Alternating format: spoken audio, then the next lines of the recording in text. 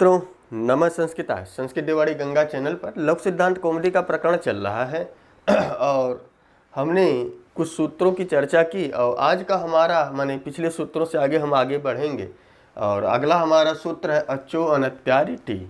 तो इस सूत्र को जानने से पहले चैनल पर प्रथम बार है, चैनल को सब्सक्राइब कीजिए या घंटे पर क्लिक करके जो है आल पर क्लिक कर दें, तो यहाँ से जो भी वीडियो डाली जाएगी उसका नोटिफिकेशन आपको तुरंत मिल जाएगा।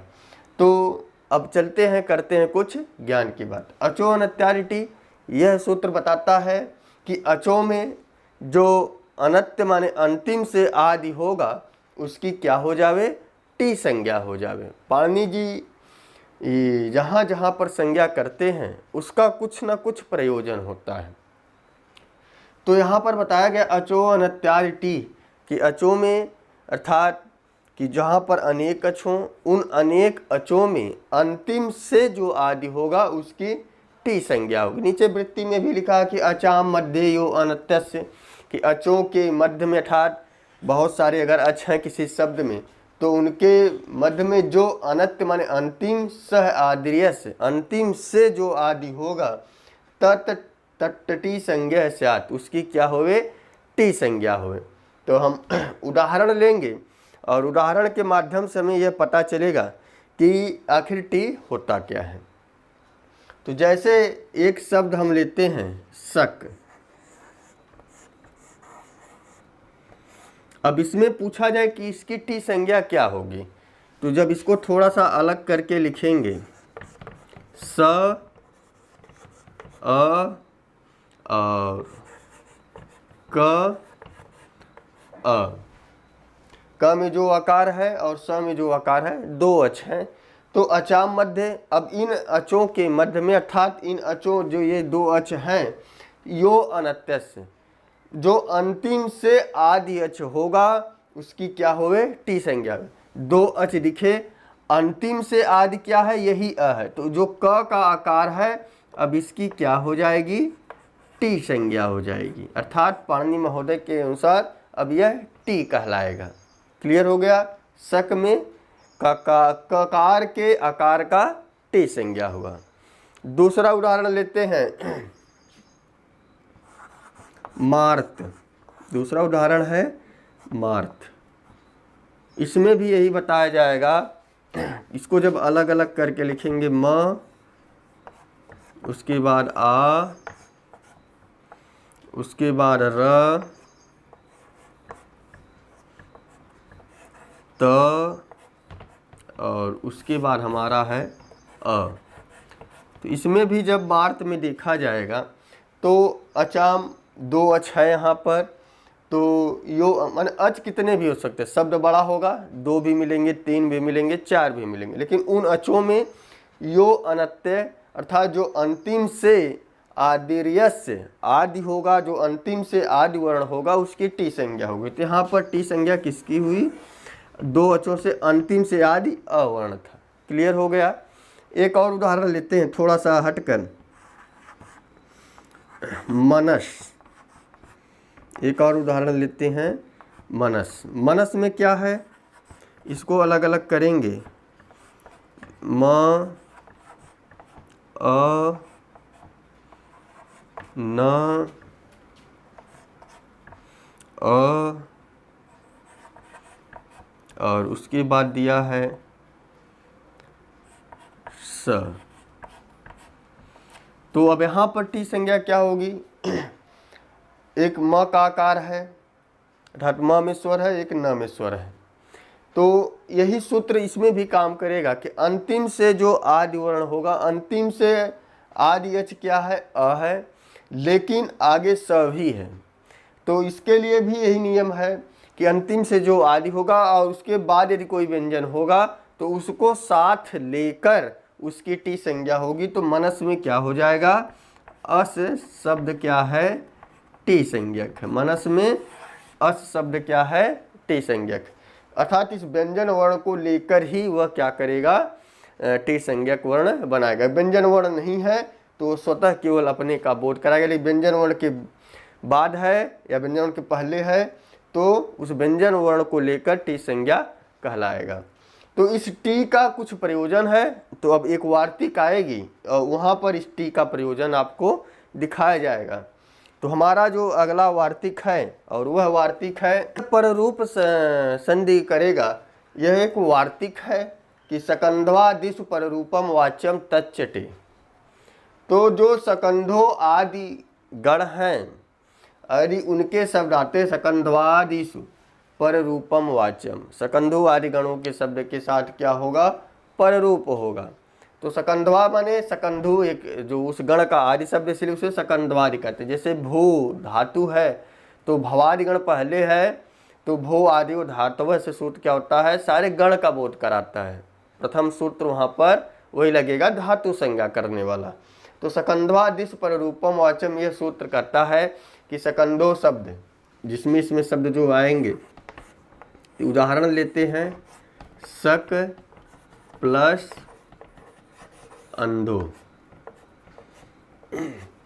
तो यहाँ देखा गया, यहाँ पर कौन सी संधि हो रही थी, वो संधि अभी आगे आएगी, दीर्घ संधि हो रही थी। कौन सी संधि हो रही थी, दीर्घ संधि हो रही थी। क का आकार और आगे अंधो का आकार जो था दोनों मिलकर दीर्घ हो जाते, लेकिन यह सकंधवादिषु गण में होने के कारण इसका क्या हो जाए, पररूपम वाच्यम, पररूप हो जाए। तो पररूप होने के लिए क्या होगा, हमें अचो अनत्यारि टी से क्या करनी पड़ेगी, टी संज्ञा करनी पड़ेगी। तो शक में हमने अभी टी दिखाया था, शक में क्या है, अ टी संज्ञक है और इधर अ था। हमने बताया था पररूप क्या होता है, दो स्थानों के स्थान पर एकादेश आदेश होता है, तो पररूपम वाच्यम। क्लियर हो गया।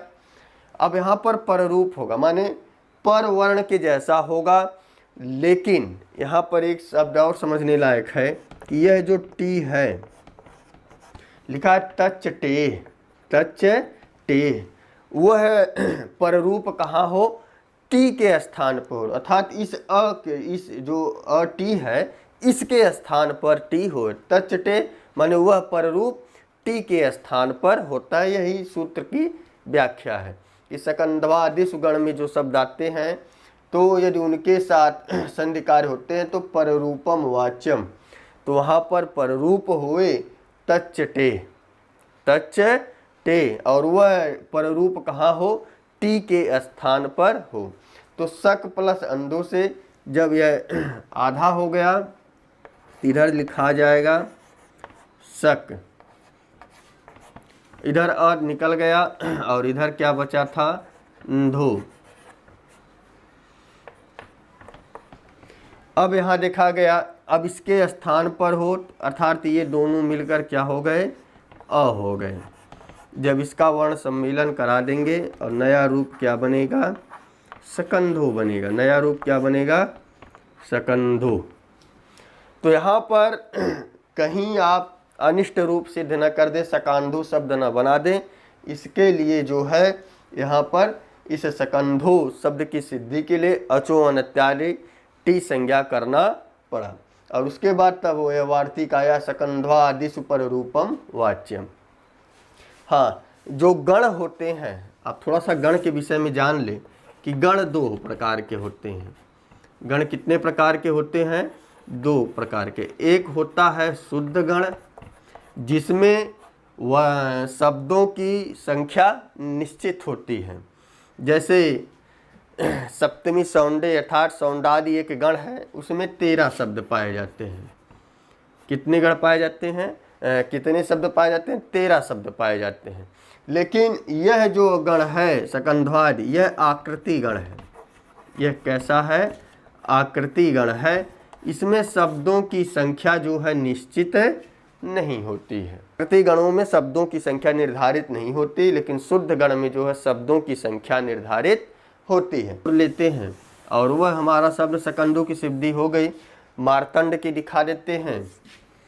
तो मार्त कुछ बुक में आपको मृत प्लस अंड मिलेगा, लेकिन वह प्रत्यय आदि लगने पर जो है वह क्या हो गया, री का वृद्धि होकर आर बन गया, तो मार्त शब्द बनता है, मार्त प्लस अंड।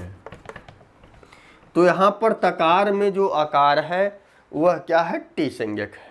टी कैसे करना हमने बताया कि अचाम मध्य जो अनत्य जो स्वर है कि अचों के मध्य में जो अंतिम से आदि स्वर वर्ण होगा उसकी क्या होगी, टी संज्ञा होगी। यदि वह स्वर वर्ण किसी व्यंजन के पहले है या किसी व्यंजन के बाद है तो वह व्यंजन वर्ण के साथ ही वह टी संज्ञक कहलाएगा। जैसे मनीषा में अस।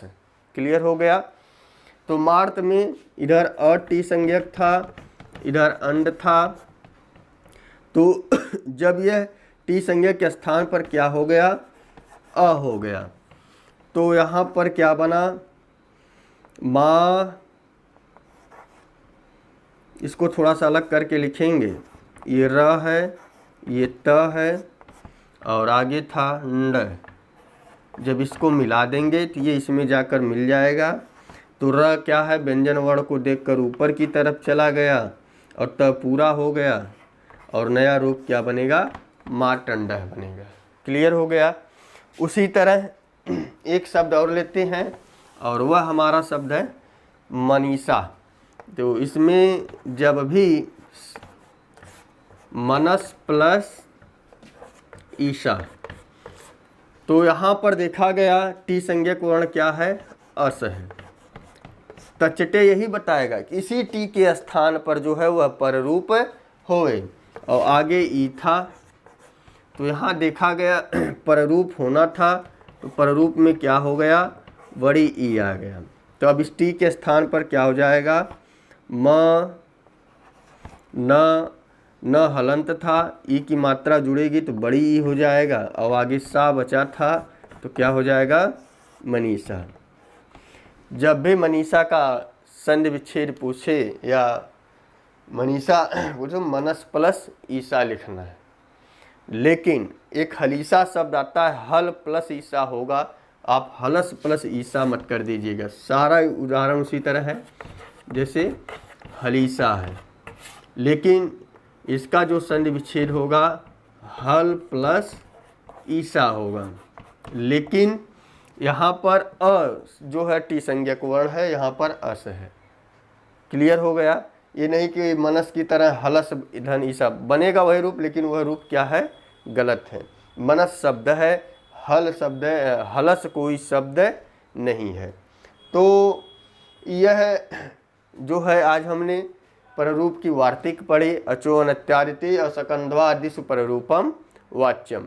हाँ, वीडियो कैसी लगी कमेंट बॉक्स में अवश्य बताएं, लाइक करें। बस आज के लिए इतना ही। नमः संस्कृताय, शुभ संध्या, शुभ रात्रि।